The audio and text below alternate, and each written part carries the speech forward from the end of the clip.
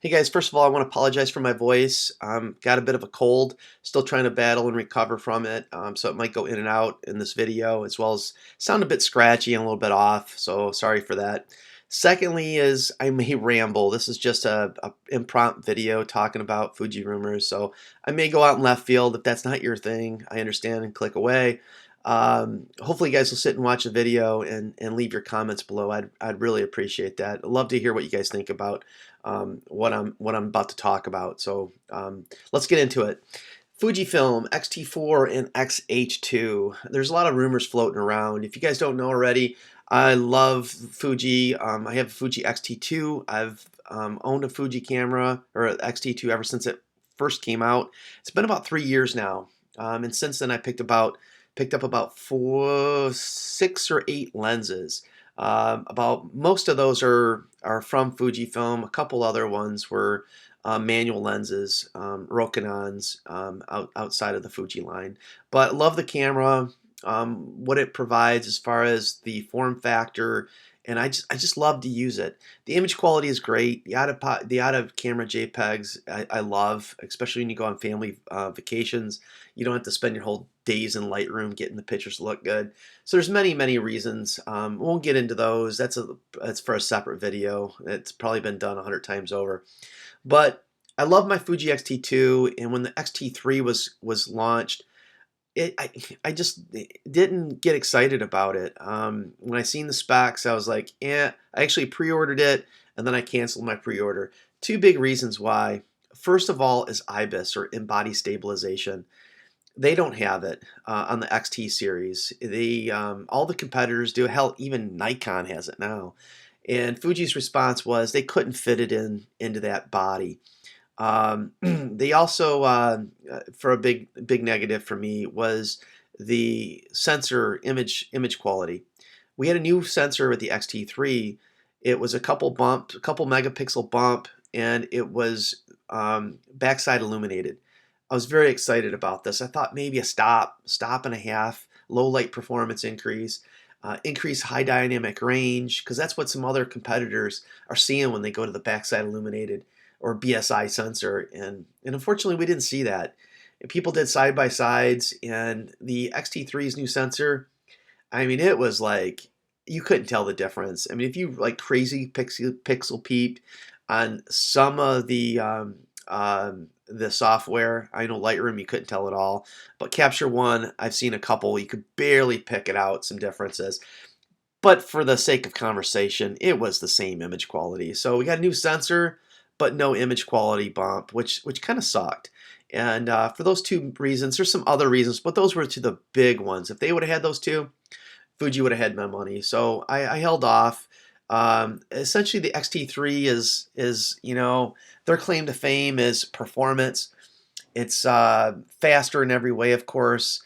It's like on an XT2 on steroids, and the 4K 60, which is huge for video folks. I mostly shoot photography, do a little video, YouTube, and then home videos. So it's not that big of a deal for me. I've been actually shooting more 1080 just because it's easier and quicker, and I do have a new computer, but it's just easier to work with, and nobody gives a shit about 4K. It's all about capturing those moments, unless it's not horrible quality and everything's in focus. 1080 is good enough. So that said, I skipped to XT3, thinking, okay, I'll skip a generation and look for the XT4. And here we are. 2020 should be the release year of the XT4, and I've been cruising around some forums, seeing what people that I follow on YouTube. The Angry Photographer, Y Lamb, he's like Mr. Fuji guy. He buys everything. You put a damn bumper sticker on a Volvo, and he'll go buy it. Fujifilm. Good guy. Seems like a good guy anyway. But and then some Fuji rumors. The one I have up here is talking about. There's two things I want to talk about. One is the Fuji X-T4. What will it have, or what do you think it'll have? What does it need to have? And then this rumor about the X-T4 and the XH2 being combined into one camera. So for the two cameras being combined, I don't think that'll happen. I think the X-T4 has to take on some of the traits of the XH series, meaning IBIS. If you guys don't know about the XH series, that was going to be Fuji's hybrid camera, more video centric because of IBIS, and it had a Eterna profile, and basically it was an XT2 internal sensor, processing speed, battery even, shoved in a huge grip. A couple other small improvements, but it was their quote-unquote flagship. And I know the angry photographer will always reference to say the XH is their flagship, and it's a good camera. It's got a bigger body, but for me, the body is more in the sense of a full frame. It's kind of like Olympus making that small ass 4/3 pitch for this huge professional body. It's like you gotta just put up and come up with a full frame sensor, or just shut up. One of the two. You can't have it both ways. The XT series, different category, right? So this is more of a high-end prosumer. You can do professional work, but that's not where their market is directed, right? So I don't think they'll merge lines. XT4, I'm going to share with you guys what I think they have to have and what I think they'll have. They got to have IBIS for in-body stabilization. They got to have it. The other big thing is a battery. Those are the two huge things that the XT series has to get. They get a bunch of flack on is battery and IBIS. You got to improve those two. Grip can go a little bit bigger. I wouldn't get crazy with it, but grip will see it go a little bit bigger. And again, these are just my thoughts anyway. And we're going to get IBIS. Those are going to be the two big things. Sensor size, what I'd like to see is a new sensor, a new IBIS, a new sensor that has better lower light performance. Again, current performance is good. It's not going to be a deal breaker, but I think they could squeeze a little bit more out.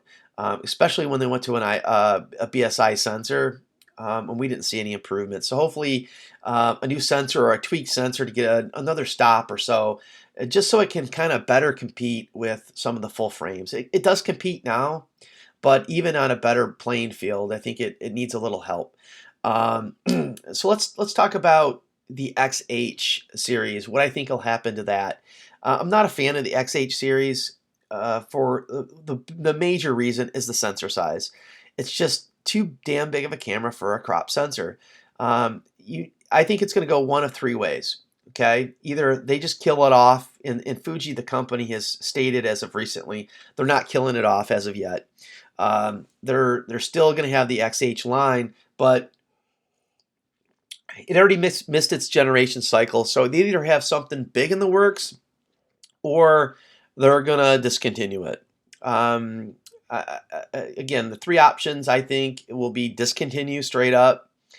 Second is they get freaky crazy with video. They keep a crop sensor. I know the rumors that are floating around right now are YLAM just kind of did a video. I'm going to switch over to his. If you haven't seen his YouTube channel, check it out. He's like Mr. Fuji guy. He's got all the cameras and everything. But he read out some specs, but they think that at least the rumors have it now is it'll be like a 6K, 60 frames per or 60 FPS frames per second. That's crazy. So I think if they keep a crop sensor, they got to get freaky crazy with performance, and all these guys that have to have the crazy optical quality as far as video, or which I hope they'll go to is a full frame. I know everybody says, that's not Fuji's direction. The market's saturated. I know if you follow the angry photographer, he's done many videos, knows a lot about Fuji cameras and lenses and all of that. He's got the medium formats and all of the X series stuff. But for me, they got to do full frame. You can't have a big body like that, expect to compete with the full frame Sonys and the Nikons, and the reason that market is saturated is because that's where the money's at. That's where people are buying $2,000 cameras, not the crop sensors, not the micro four thirds. It's the full frame. People are buying a real camera. They want the bigger sensor size. If not, they're going to shoot in their iPhone. I got a new iPhone 11. It shoots crazy good photos. Not as good as my XT2, and I don't enjoy it as much as my real camera.